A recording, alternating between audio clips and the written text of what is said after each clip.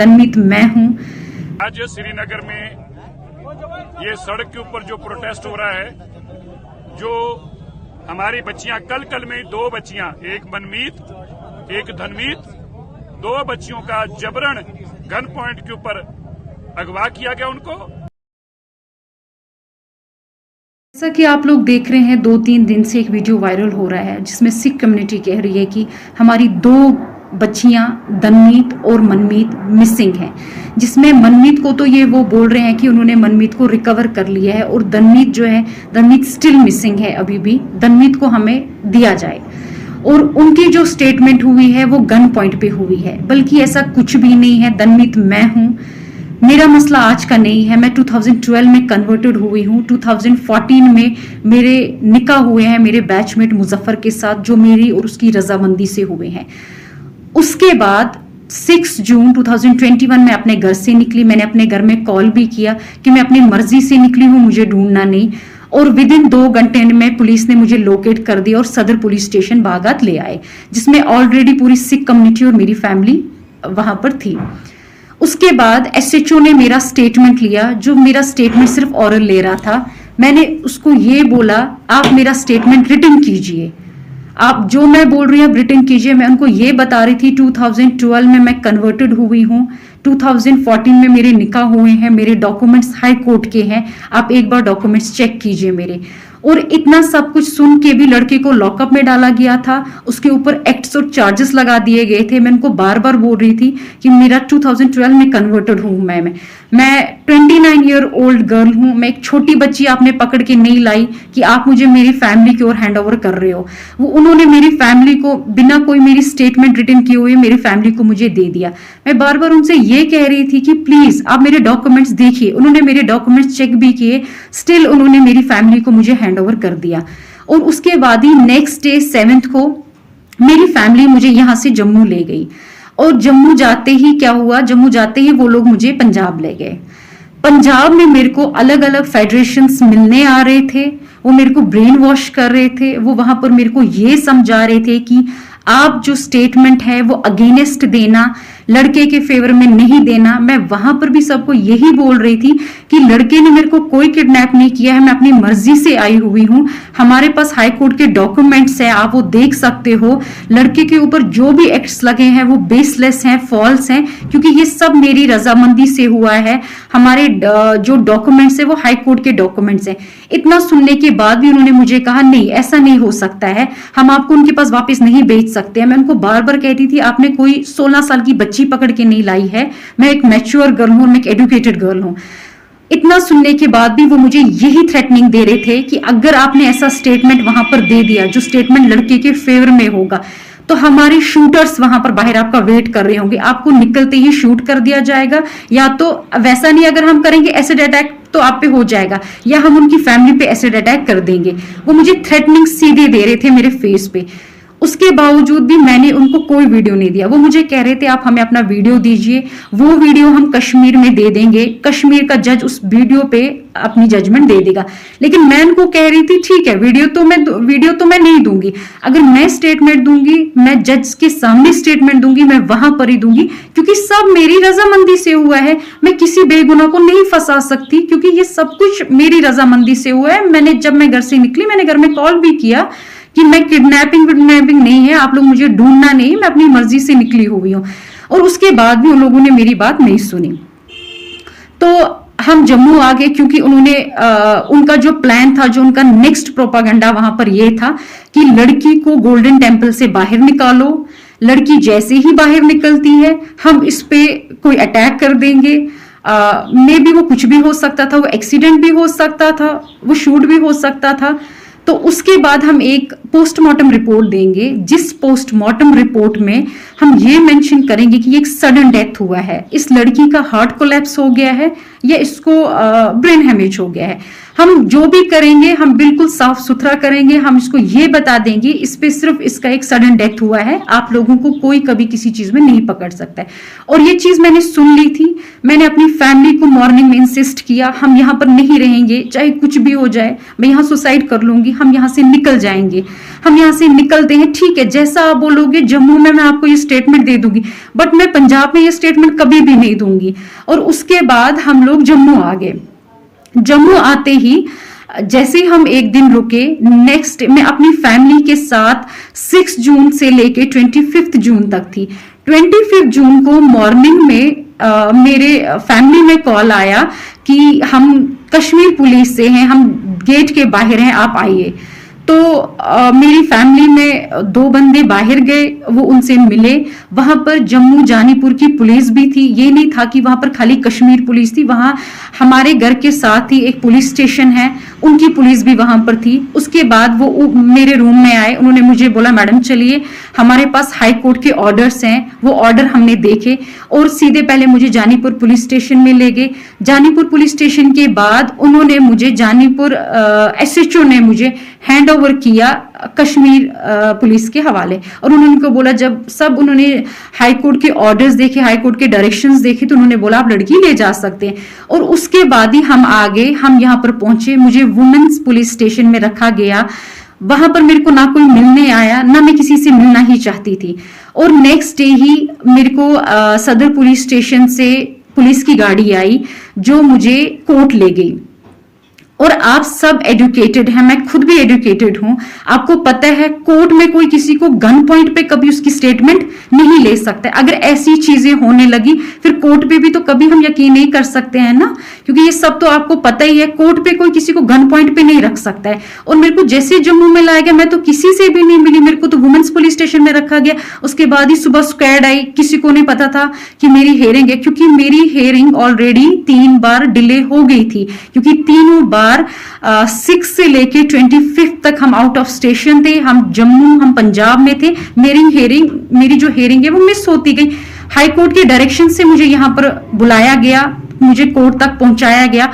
Court में जज साहिबा के सामने मैंने अपनी स्टेटमेंट दी, जिसमें मैंने उनको ये बताया है कि ये सब मेरी रजामंदी से हुआ है। मैं 2012 में कन्वर्टेड हूँ, 2014 में मेरे निकाह हुए हैं मेरे बैचमेट के साथ। उसके ऊपर जितने भी एक्ट्स एलिगेशंस हैं वो बेसलेस हैं, वो फॉल्स हैं, और उन्होंने मेरी स्टेटमेंट सारी रिटन रिकॉर्ड कर दी। तो आप सब भी ये जानते हैं कि अगर जज के सामने भी कोई किसी को गन पॉइंट पे रख सकता है तो हम तो किसी पे यकीन नहीं कर सकते हैं।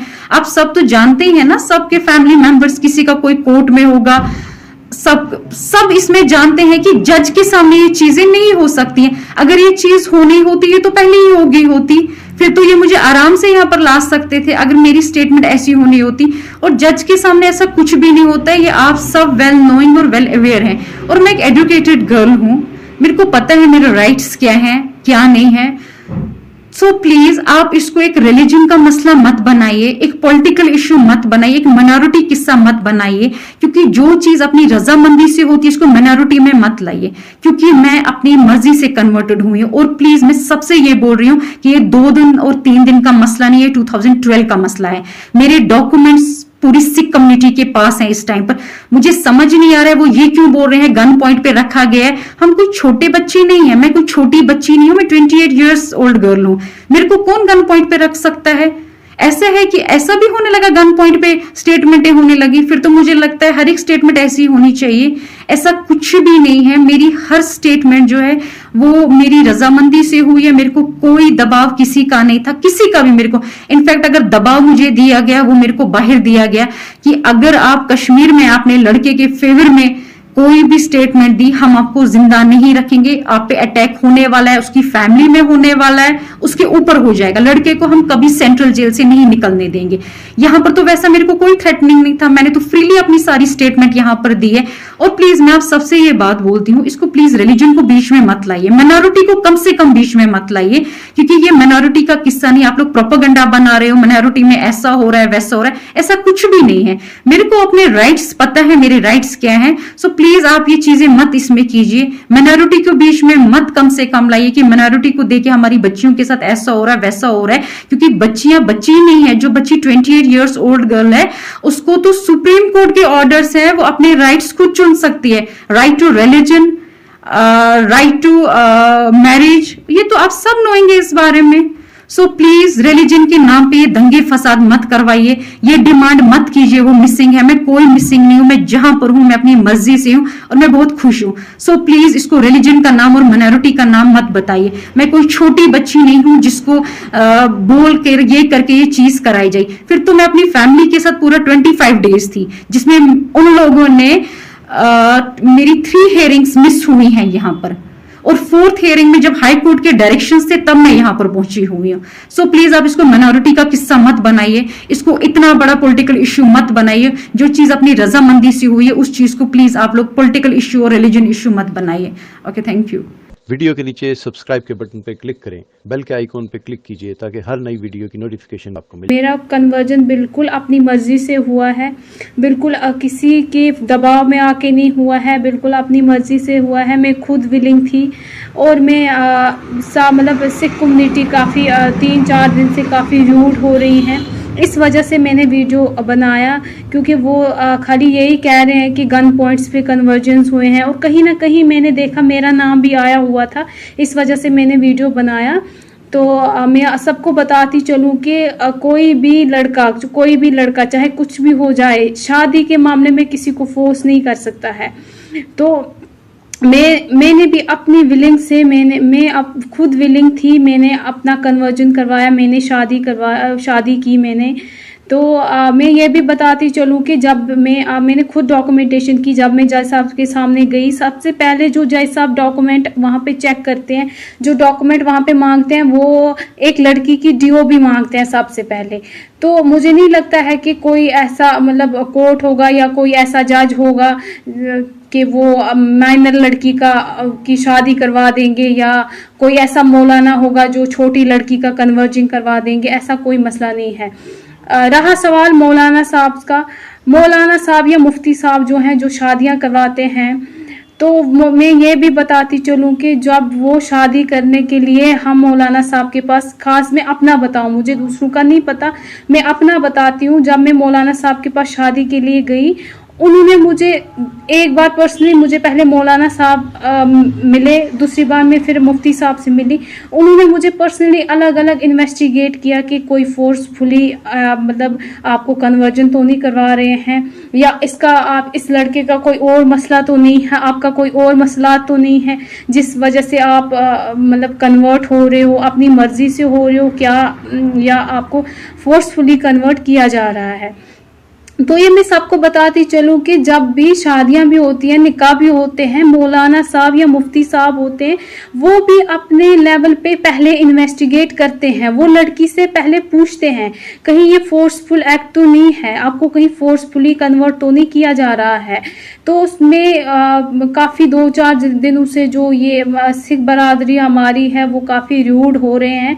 तो मैंने इसीलिए वीडियो बनाया कि मैं ये बताती चलूँ कि कोई भी कन्वर्जन या कोई भी शादी, खासकर शादी, बाकी चीज़ों का मैं नहीं बोल सकती हूँ, खासकर अगर कोई शादी होती है तो वो बिल्कुल फोर्सफुली कोई शादी नहीं हो सकती है। तो गन पॉइंट पे लव जिहाद का तो कोई मसला ही नहीं है। इन्होंने कोई, मैं सबसे अपील करती हूँ कि प्लीज़ फॉर गॉड सेक इस मसले को पॉलिटिकल इशू ना बनाएं। पॉलिटिकल इशू बनाने की कोई ज़रूरत नहीं है। ब्रदरहुड को तोड़ने की कोशिश की जा रही है कश्मीर में। तो ये जो आपसी बरादरी है, सिख बरादरी या मुस्लिम्स की आपस में जो बरादरी है उसको तोड़ने की कोशिश की जा रही है।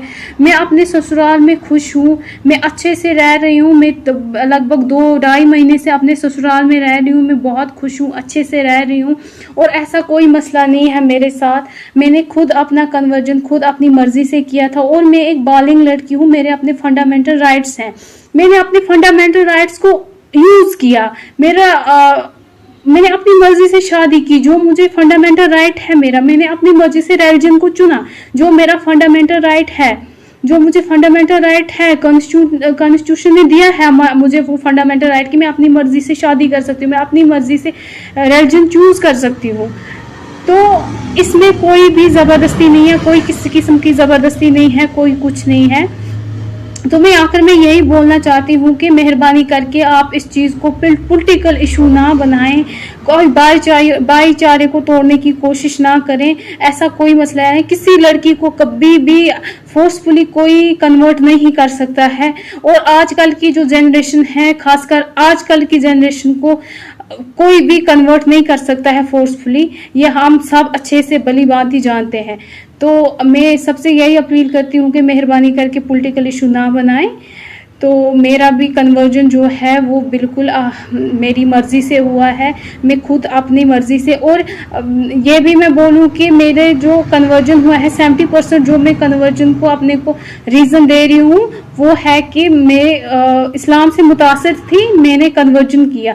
30% ही मैं लव की ओर जा रही हूँ। तो इस वजह से मेरे मामले में कोई ये नहीं बोल सकता है कि फोर्सफुली कन्वर्जन हुआ है या और कोई चीज़। मैं इसीलिए मैंने ये वीडियो बनाया कि मैं आप सबको बोल सकूं, मैं सबको दिखा सकूं कि यार मेरा कोई कन्वर्जन नहीं है, मतलब फोर्सफुली, और ना ही मुझे किसी ने गन पॉइंट पे रखा, जैसे आप सब बोल रहे थे गन पॉइंट पे रखा है ये वो, ऐसा कोई मसला नहीं है मेरे साथ। Thank you.